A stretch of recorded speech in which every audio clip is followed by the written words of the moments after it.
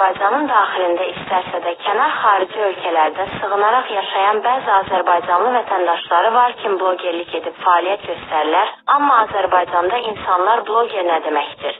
Və bloger sözün izahını belə anlayırlar ki, bloger dövlət əleyhinə fəaliyyət göstərən şəxslərə deyilir bizlər də istədik ki, bu kimi suala və məsələyə Qazax rayon əlilər cəmiyyətinin sədri və heydərçi Rafiq Akifoğlu aydınlıq gətirib cavablandırsın. Rafiq Akifoğlu qeyd edərək bildirib ki, sadə dildə desəm bloger sözün izahı odur ki, sosial şəbəkə platformasında böyük kütləvi izləyiciyə malik olan və araşdırma aparan şəbəkə istifadəçisinə bloger deyilir, amma Azərbaycanlı vətəndaşlarından ibarət olan blogerlərin fəaliyyətləri dövlətin, prezidentin əleyhinə fəaliyyət göstərdiyindən.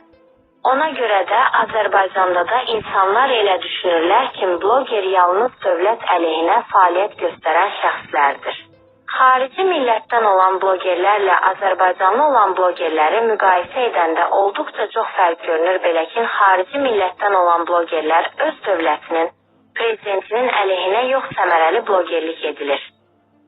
Yeri gəlmişkən bir məsələyə də toxunum ki, Azərbaycanda vətəndaş blogerlik etmək məcburiyyətində o zaman olur ki, vətəndaşın problemləri, müraciətləri öz həllini tapmayaraq sürüncək qalındığı halda ona görə də fürsətdən istifadə edib respublikada bəzi böyük və orta məmur olan şəxslərin nəzərinə çatdırım ki, siyasi yolla vətəndaşları incidib dövlətə qarşı, prezidentə qarşı çıxartmayın və s.